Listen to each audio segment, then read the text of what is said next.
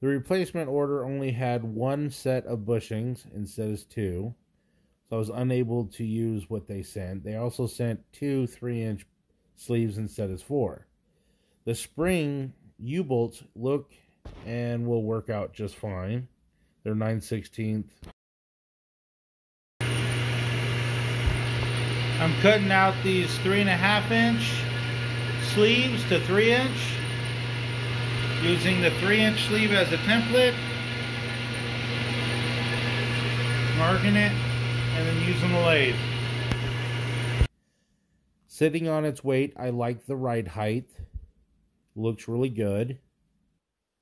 This is Ted. Hi, Ted. The springs came out pretty good. The U-bolts worked out just fine. I was able to find some bushings locally, as they were unable to provide the correct ones. Alright, these are my extra parts. These four are the 3.5-inch bushings that were on the front of the springs to begin with. This is the replacement one side that they sent. They should have sent two sides to replace both of these. I was able to find another set locally. Then I had to trim the bushings correctly because they sent me short bushings. Their U-joints, I will say, I like. They fit really nice. I did over measure, but I usually do. Those are the black bushings I put that I got locally. Still using their back ones, but they didn't send the sleeves for these. So I had to, that's what they do. Yeah, they only sent me two 3-inch sleeves. So I took the 3.5-inch sleeves that were up front and I cut them down with the lathe to fit the back because the back ones were missing their sleeves completely. Right now I'm going to remove that cross member and reinforce it. I think that's about it at the moment. The springs look good. As far as fitment, the paintwork is crap. The, fit and finish, if you will, I'm not happy with it all. We'll see how well they work out in the long run. It definitely lifted up the back end quite a bit. Probably about 1.5 inches, 2 inches. We'll see where it settles in at. These were marked, but I think the marks are actually underneath the spring pads, left and right. But I got those done right. So I have moved on to the transfer case cross member, and we'll start by reinforcing it. First I have to clean it all off. So I honestly thought the Comanche and the Cherokee's cross members would be different. They're not. This is the Cherokee one out of the red park scoop I have back here. Same bolts, same measurements. I already took measurements from it. The difference is on the Comanche you use this bolt, that bolt, and on the Cherokee you're only using the frame mounts. So you can see, and I looked underneath the red Cherokee, it doesn't have this bracket at all. So that bracket is where it mounts on the other part of the cross member. So a little different, probably a little stronger. I do believe I've bent these in, like up that way. I probably won't even screw with it. They definitely, well, maybe I'll put a crescent wrench to it. I don't know, we'll see. But just FYI, Cherokee and Comanches are the same cross member. Alright, so I cleaned off this cross member, transmission mount or whatever you want to call it. And then I wiped it down with some thinner, get rid of all the oil. I cut these out of 1 inch, probably 1/8 inch it looks like, flat bar. I'll be honest, I would have preferred 1.5 inches, but I ain't making a special trip to the store. So it's going to be like that on both sides. I will stitch weld about every couple inches, and then do the other side. I plan on making a plate that'll go here and cover whatever holes I don't need on both sides. That'll reinforce this section here. It'll reinforce this section here, and the center will be reinforced with this here. With the, I don't know, maybe 45-degree angle, probably not. Yeah, maybe. So that's the goal at the moment. I'll have to, oh, there it is. So this is the one that came off the Comanche. You see this indentation here, that's for the muffler, so you know it's passenger side. So from the passenger side, we're using basically the two center holes. We're not going to use those, we're not going to use those. Which means we're using these two. So I can take my plate from here all the way up to here, and then this plate from here all the way up to here, leaving these four center ones open for the transmission mount, if that makes sense. And yeah, I could take it straight across, drill holes. I might do that. I don't know. I want to use 10 gauge because I got a shite ton of that somewhere. I started with stitch welds every so inches, and then I finished it up with solid welding on the two panels. Alright, I have the two angled pieces welded up. I'm going to let it cool off for a bit. Then I'll take some paper and I'll make a template of the top hat. And then I think I may have it go here and then down a bit to kind of reinforce this angle. But yeah, so I'm going to let it cool down before that happens. A lot of welding. Probably should have changed the wire size, but the wire size is for the sheet metal here. And this stuff is actually pretty thin. My bigger problem was I cleaned the outside really well.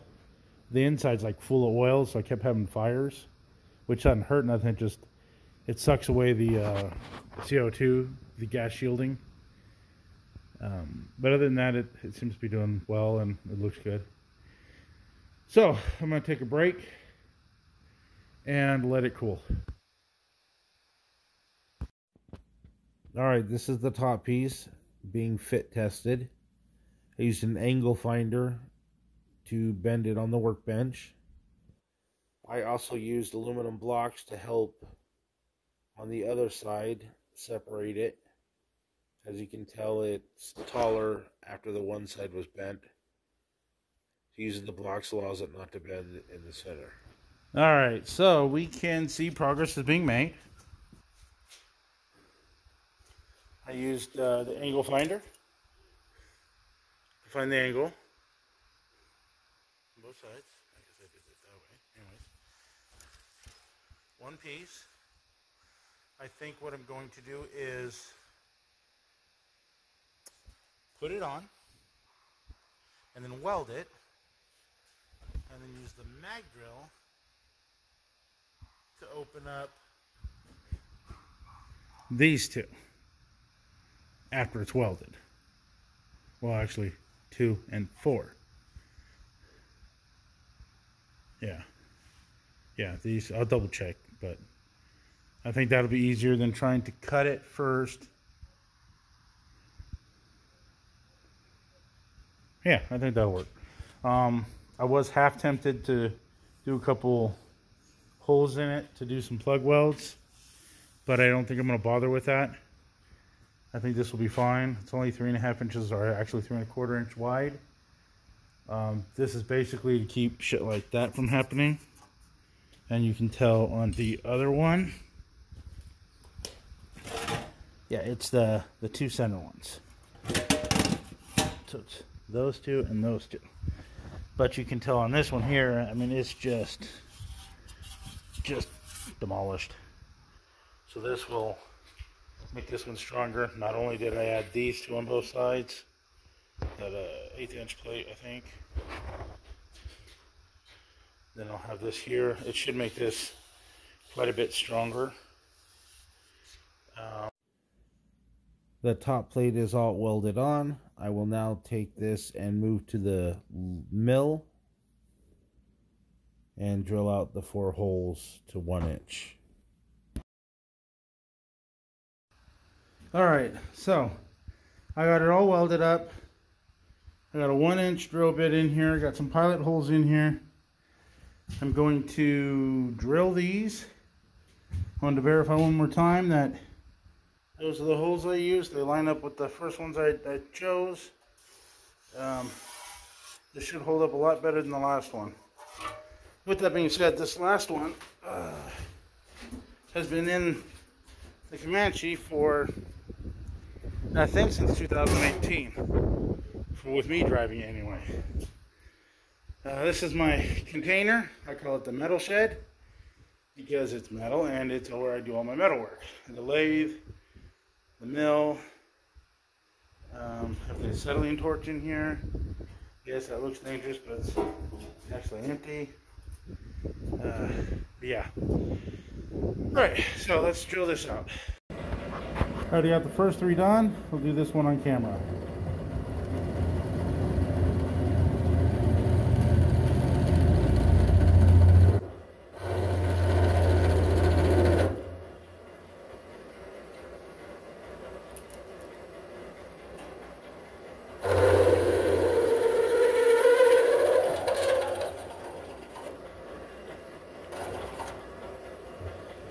Alright, that step's done. Go back to the garage. The finished project of the transfer case cross-member transmission mount, all welded and painted. I put the 1 inch plate steel here, welded it solid. I put the 10 gauge on top, going all the way across. Use the mill to drill out the holes. So it should be quite a bit more reinforced than before. Now I'm going to put it on the Comanche. So that's where we are at Sunday morning. Hopefully I'll have this bolted up and the Comanche down, and I'll do a test drive.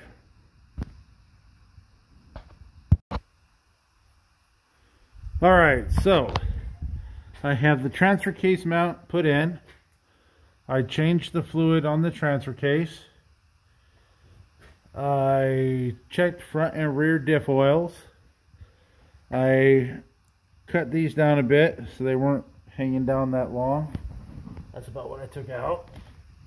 About an inch or so. Looks really nice. Hopefully it works. I got, like I said, the front and rear diffs checked. Checked the oil in the transmission and the motor. All the brakes look good. I checked those when they were off. So, I think I am good to take this down. That's right where the vise was holding it. So it didn't get no paint. Doesn't matter. It's got some sort of galvanized coating on it anyway. But yeah, let's drop this thing down and take it for a test spin.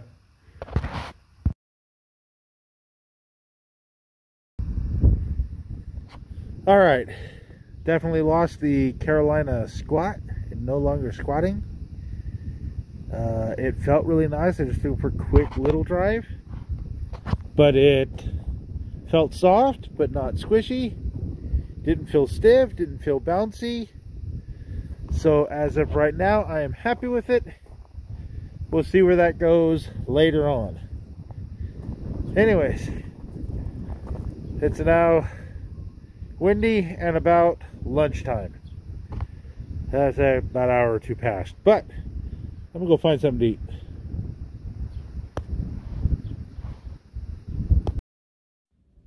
Before and now after.